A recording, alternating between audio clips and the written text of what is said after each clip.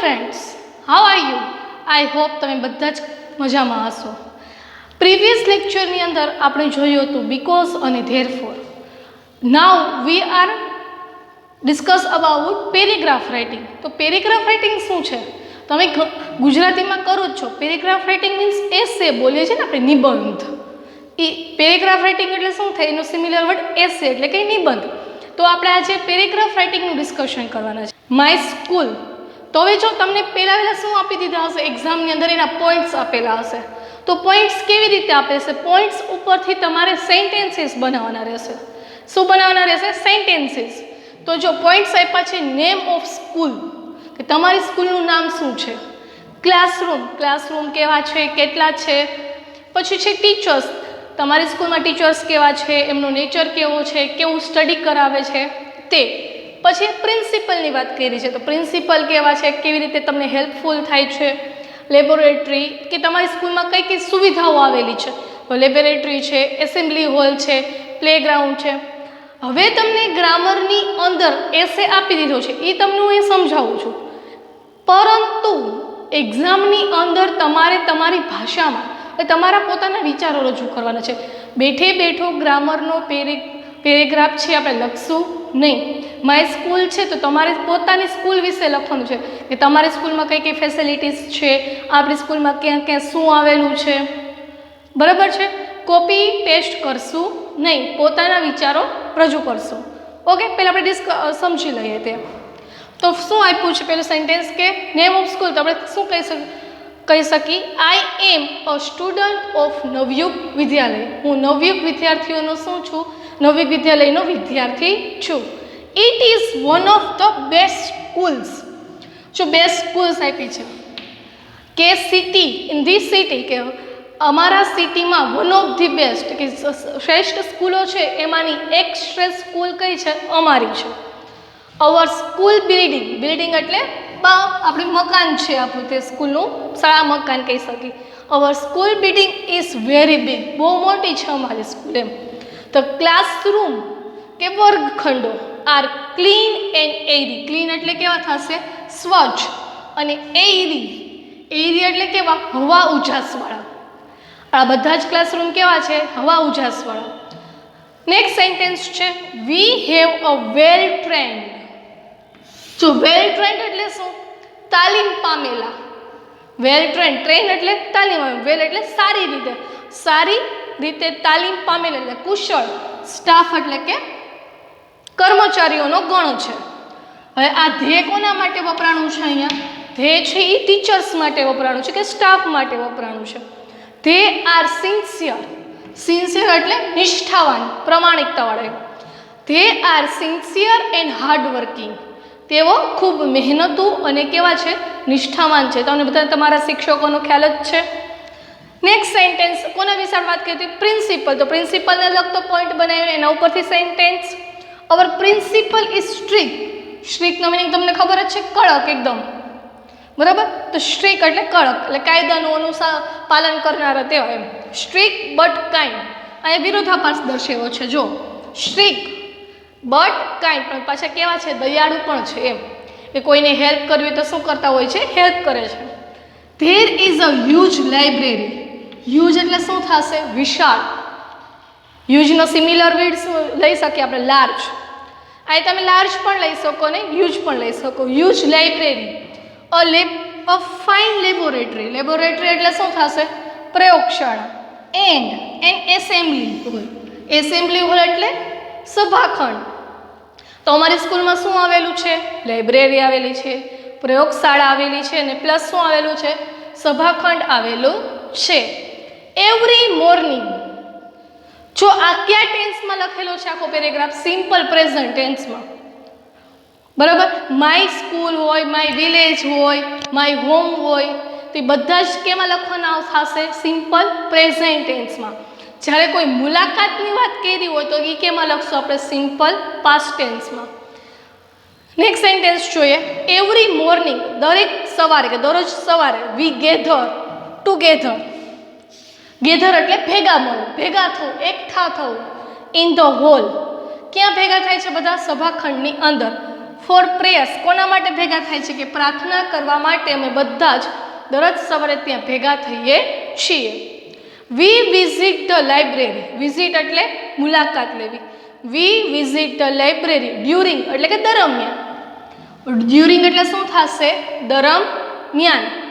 Underline word કરું છું, જેને મિનિંગ ખ્યાલ ન આવતા હોય નોટ ડાઉન કરતા જજો. We visit the library during the recess એટલે કે બ્રેકના ટાઈમે ઓર ફ્રી પીરિયડ, કે જ્યારે અમારે ફ્રી પીરિયડ આવે છે કે રિસેસ દરમિયાન અમે શું કરીએ છીએ? લાઇબ્રેરીની મુલાકાત લઈએ છીએ. વી હેવ એટલે હોવું. હેવ એઝ એટલે શું થાય? હોવું.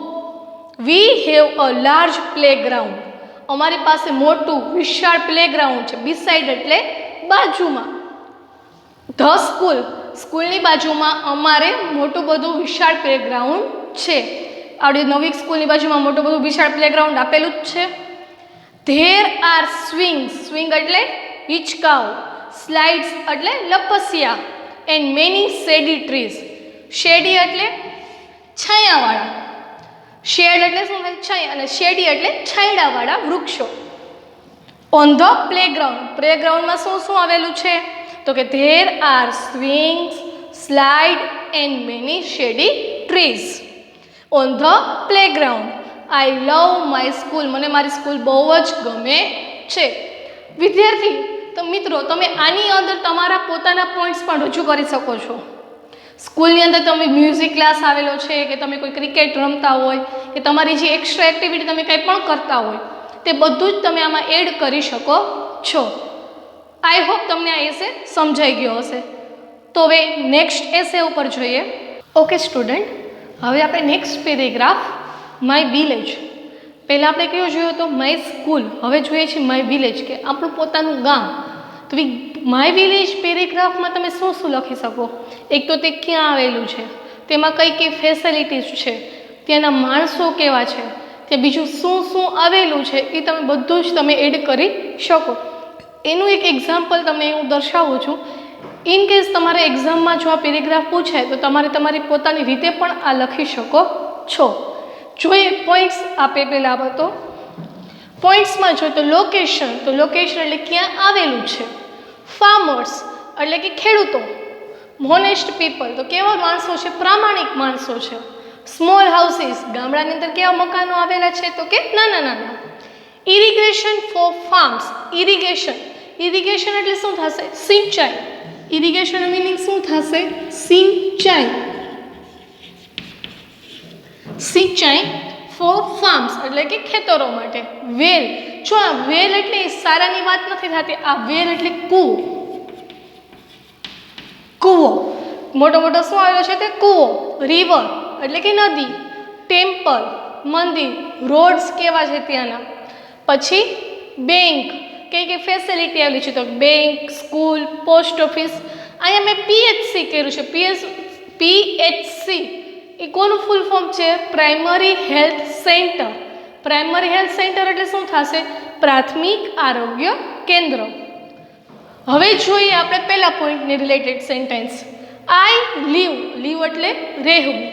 In a small village. હું નાનકડા ગામમાં રહું છું. નિયર અમરેલી. તે ક્યાં આવેલું છે? અમરેલીની બાજુમાં, કે અમરેલીથી નજીક થાય છે. જો I live in a small village near Amreli, તો લોકેશન થઈ ગયું. હવે તમારા ગામની અંદર જો ફાર્મર્સ ન હોય, અમુક ગામમાં ટીચર્સ જ હોય, અમુક ગામમાં બધા બિઝનેસમેન હોય, ખેડૂતો ઓછા હોય, પણ એવું રેર કેસમાં જોવા મળે. તો મોટાભાગના લોકો શું હતા? ખેડૂત હોય છે. તો આપણે સેન્ટેન્સ લખ્યું કે મોસ્ટ ઓફ ધ પીપલ. ઘણા લોકો કે મોટા ભાગના લોકો. ઇન માય વિલેજ કે મારા ગામમાં. R farmers. મારા ગામના મોટા ભાગના લોકો શું છે? ખેડૂતો છે. ધે આર એટલે ધે કોના માટે વપરાણું છે? તો કે ફાર્મર્સ માટે. ધે આર ઓનેસ્ટ એટલે ઓનેસ્ટ એટલે શું થશે? જો ઓનેસ્ટ નથી બોલવાનું. ઓનેસ્ટ. ઓનેસ્ટ એટલે પ્રામાણિક છે.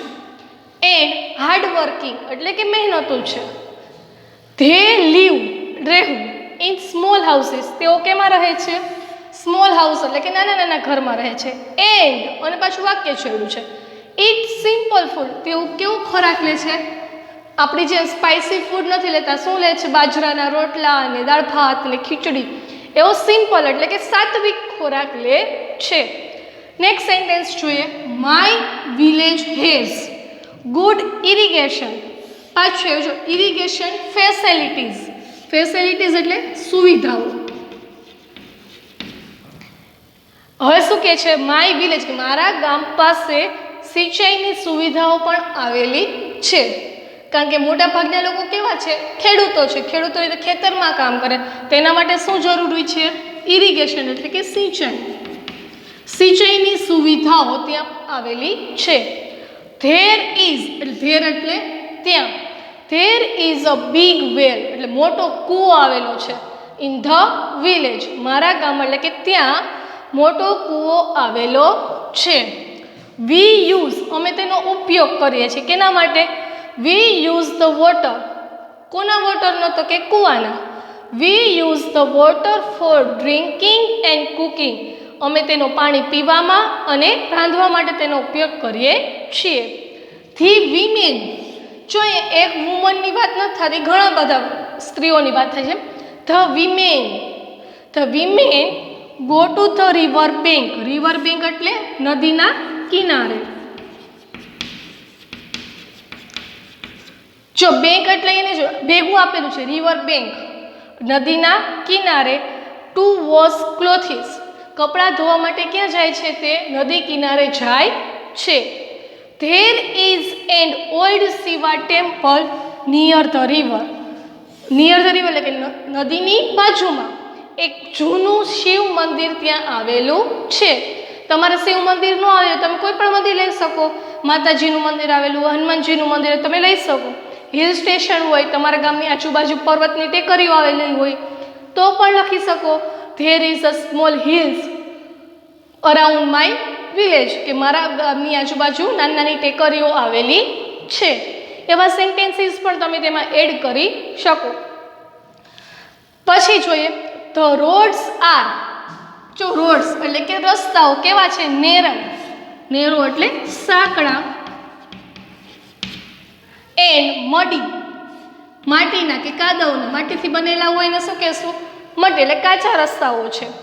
જો તમારા ગામની ફેસિલિટી સારી હોય તો તમે કહી શકો our village is modern now. There is a bank એટલે કે આપણે જે બેંકમાં જાય છે તે. Post office and a primary school in my village.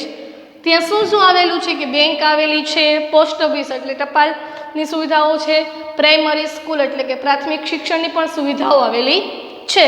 Last sentence જોઈએ. There is a primary health centre too. Primary health centre એટલે શું થશે? પ્રાથમિક આરોગ્ય કેન્દ્ર.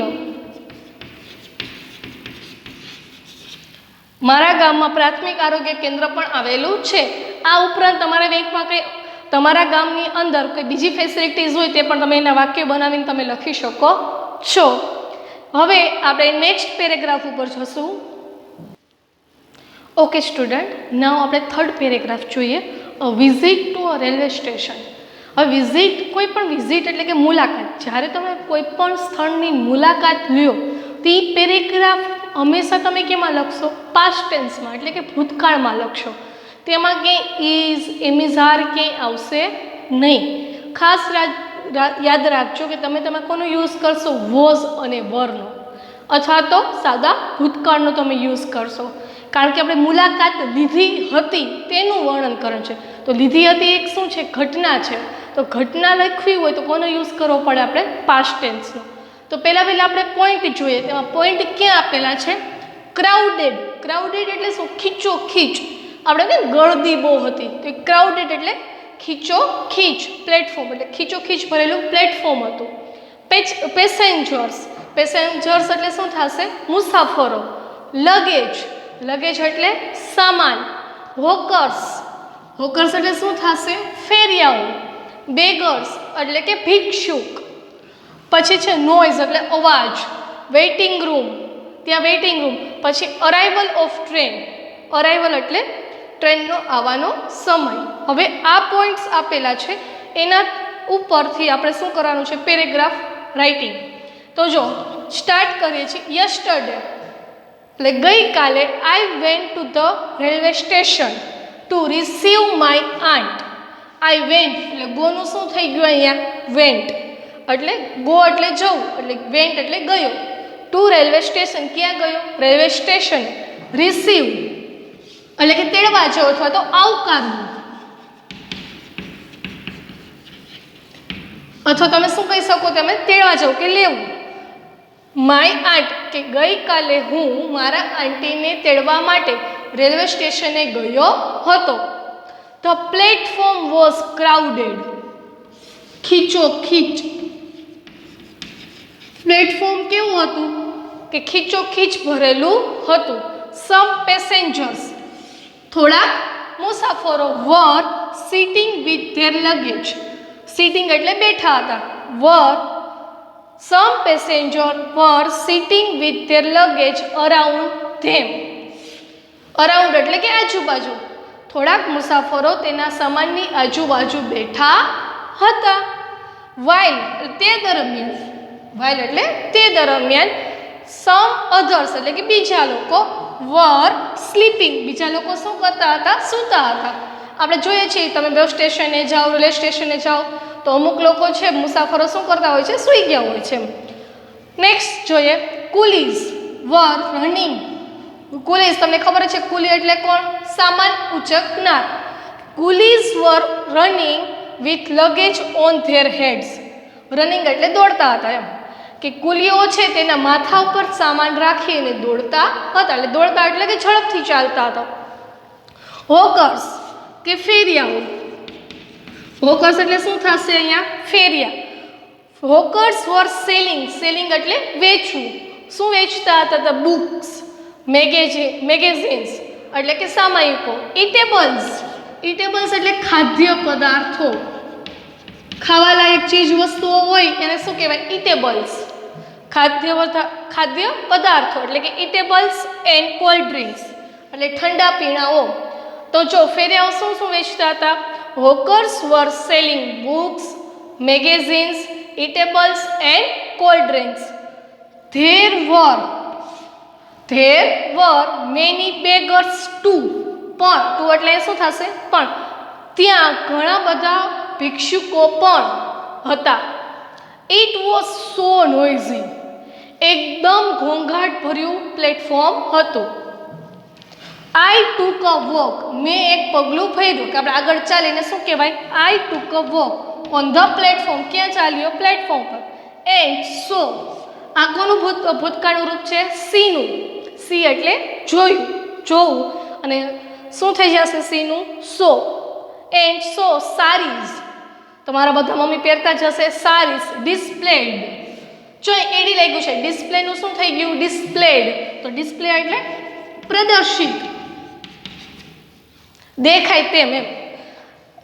આઈ took a walk on the platform and saw saris displayed in glass cases. કાચના બારણાઓમાં જે સાડી રાખેલી હતી તે મેં જોઈ. ધેર વોઝ એટલે ત્યાં. A book stall and a tea stall too. ત્યાં બુક સ્ટોલ એટલે કે પુસ્તકોનો દુકાન અને ચાની દુકાન પણ હતી. તો વેઇટિંગ રૂમ. વેઇટિંગ રૂમ એટલે પ્રતીક્ષા રૂમ, પ્રતીક્ષા ખંડ.